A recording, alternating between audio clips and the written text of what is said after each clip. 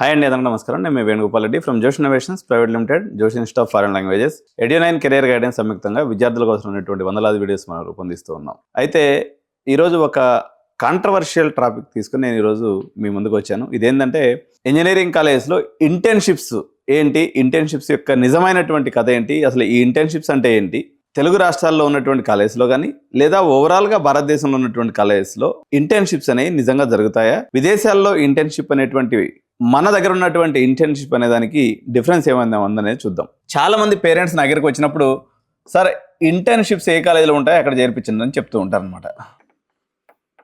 ప్రత్యేకంగా తెలంగాణ కాలేజెస్లో మనం తీసుకున్నప్పుడు నేను ఒక 2-3 కాలేజెస్ వెబ్సైట్లోకి వెళ్ళినప్పుడు, ఉదాహరణకి వాసవిలో కానీ, వాసవి ఇంజనీరింగ్ కాలేజ్ కానీ, సిబిఐటి కానీ అండ్ విఎన్ఆర్ కానీ, సమ్ టైమ్స్ కేఎంఐటి కానీ, ఇట్లా అక్కడక్కడ కొన్ని కాలేజెస్లో ఒక కాలేజీకి రఫ్గా ఒక 1500 ఇంటేక్ ఉందనుకున్నట్లయితే 50 మందికి ఇంటర్న్షిప్ వస్తున్నటువంటి పరిస్థితి అయితే చూశాను నేను.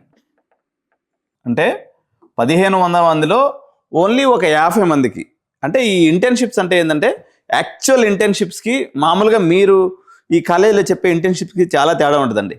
ఇంటర్న్షిప్స్ అంటే ఎలా ఉంటాయంటే ఒక కంపెనీ వాళ్ళకి తీసుకెళ్ళేసి వాళ్ళ కంపెనీ ప్రెమిసెస్లో పెట్టి వాళ్ళ చేత ప్రాజెక్ట్స్ చేయించుకొని వాళ్ళకి కొంత అమౌంట్ పే చేస్తుంది. జనరల్గా ఇంటర్న్షిప్ అమౌంట్స్ అంటే 50,000, 30,000 నుంచి ₹1,00,000 దాకా కూడా ఇంటర్న్షిప్ అమౌంట్ అనేది పర్ మంత్కి ఉంటుంది. ఇటువంటి ఇంటర్న్షిప్స్ సిబిఐటి, వాసవి, విఎన్ఆర్ ఇలాంటి కాలేజెస్లో ఓన్లీ ఒక కాలేజీకి వచ్చేసి మ్యాక్సిమంగా, అంటే కొన్ని సందర్భాల్లో ఇది 20 మందితోనే మీకు వాళ్ళ వెబ్సైట్ ఓపెన్ చేస్తే కనిపిస్తుంది అనమాట. ప్రీ ప్లేస్మెంట్ ఆఫర్ అంటారు, పీపీఓ, ప్రీ ప్లేస్మెంట్ ఆఫర్ ఇచ్చేసి అక్కడే వాళ్ళ కంపెనీలో తీసుకెళ్ళి ఇంటర్న్షిప్ ఇచ్చి వాళ్ళకి వాళ్ళ ఇంటర్న్షిప్ పెర్ఫార్మెన్స్గా నచ్చినట్లయితే వాళ్ళ కంపెనీలోకి అబ్జర్వ్ చేసుకోవటాన్నే ఇంటర్న్షిప్గా చూస్తారు. కానీ మెజారిటీ ఆఫ్ ది సందర్భాలలో, అంటే 99%, నేను చెప్పేది టాప్ 5 కాలేజెస్ వదిలిపెట్టేది. టాప్ 5 కాలేజెస్లో నేను చెప్పినటువంటి విషయం వచ్చేసి కాలేజీకి ఒక 20 నుంచి 50 మంది మ్యాక్సిమంగా ఇంటర్న్షిప్స్కి వెళ్తున్నారు. రిమైనింగ్ మొత్తము డమ్మీ ఇంటర్న్షిప్ చేపిస్తారు. డమ్మీ ఇంటర్న్షిప్స్ అంటే యాక్చువల్గా ఇంటర్న్షిప్స్ అంటే మీనింగ్ ఏంటంటే కంపెనీ ఎక్స్పోజర్ కావాలండి. కంపెనీ ఎక్స్పోజర్ అంటే ఆ కంపెనీలోకి పోయి పనిచేసి ఆ కంపెనీలో ఉన్నటువంటి వాతావరణం, అక్కడ నడుస్తున్నటువంటి ప్రాజెక్ట్స్ మీద రియల్ టైంలో అవగాహన పెంచుకోవడానికి ఇంటర్న్షిప్ అంటారు. కానీ మెజారిటీ ఆఫ్ ది సందర్భాల్లో డమ్మీ ఇంటర్న్షిప్స్ ఉంటాయి. డమ్మీ ఇంటర్న్షిప్స్ అంటే విచిత్రంగా ఈ డమ్మీ ఇంటర్న్షిప్స్లో పిల్లలే కాలేజీకి పే చేస్తారనమాట. ఎక్కడైనా కానీ ఇంటర్న్షిప్ చేసినందుకు ఎవరు పే చేయాలి? వర్క్ చేయించుకున్నటువంటి వాళ్ళు పే చేయాలి. కానీ ఇక్కడ వెరైటీగా స్టూడెంట్స్ చేత డబ్బులు కలెక్ట్ చేస్తారు. ఎంత కలెక్ట్ చేస్తారు? ₹2,000 నుంచి ₹10,000 దాకా ఒక స్టూడెంట్ దగ్గర నుంచి కలెక్ట్ చేసి డమ్మీ ప్రాజెక్టులు చేపిస్తారు. దాదాపు అన్ని కాలేజీలు ఇదే పరిస్థితి, ఎగ్జామ్షన్ లేదు. టాప్ 1 కాలేజీ నుంచి చివరి కాలేజీల దాకా అందరిది ఇదే పరిస్థితి. మీరు ఊహించినటువంటి ఇంటర్న్షిప్స్ ఇంజనీరింగ్ కాలేజీలో ఉండవు. పర్టికులర్గా సిఎస్సి బ్రాంచ్లో అసలే ఉండవు. 2 విషయాల మీద మనకు ప్రధానంగా చర్చ నడుస్తూ ఉంటుంది. మొదటిది, ఇప్పుడు ఏంటంటే ఇంటర్న్షిప్స్, సో మేజర్గా మొత్తానికి డమ్మీ ఇంటర్న్షిప్స్ అండి.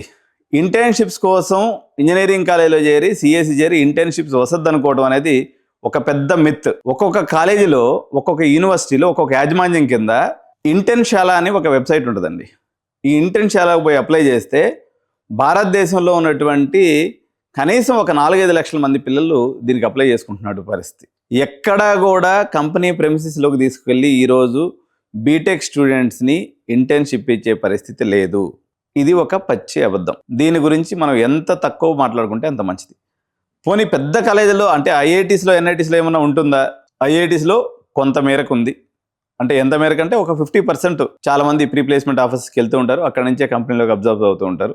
ఎన్ఐటీస్లో అయితే మేబీ ఒక 20%, లోకల్ కాలేజెస్లో అయితే టాప్ 5 కాలేజెస్లో ఒక 2%, టాప్ 10 కాలేజీలకు వచ్చేసరికి 1%, టాప్ 10 కింద ఉన్నటువంటి కాలేజెస్లో 0%. ఇది ఇంటర్న్షిప్స్ యొక్క యాక్చువల్ సినారియో. కాబట్టి మా పిల్లలకి పోతారు, కంపెనీతో అనుసంధానంగా చదువుకుంటారు, అక్కడ ఉన్నటువంటి ప్రాజెక్ట్స్ని మా వాళ్ళు అర్థం చేసుకుంటారు, ఇంజనీరింగ్ కాలేజీలో చేరిస్తే సరిపోద్ది అనుకోవటం ఇది ఒక పెద్ద అబద్ధం.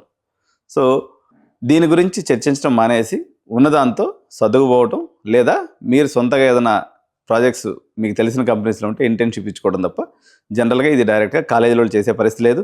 వాళ్ళు డిసెంబర్ వచ్చిందంటే కాలేజీల యొక్క సినారియో ఎట్లుంటుందో చెప్తాను చూడండి. తెలంగాణలో కానీ ఆంధ్రప్రదేశ్లో కానీ అక్టోబరు, సెప్టెంబరు, నవంబరు, డిసెంబరు, జనవరి ఈ 4 నెలలు వాళ్ళకి రిలాక్సింగ్ టైం. మళ్ళీ జనవరి నుంచి కొత్త అడ్మిషన్ల కోసం దేగులాడుకుంటూ ఉంటారు. ఇంతే తప్ప వీళ్ళకి ఇంటర్న్షిప్స్ ఇద్దాము, ఇంకోటి ఇద్దాము, ఇంత టైం ఓపిక ఎవరికి లేదు. Thank you so much. జై హింద్.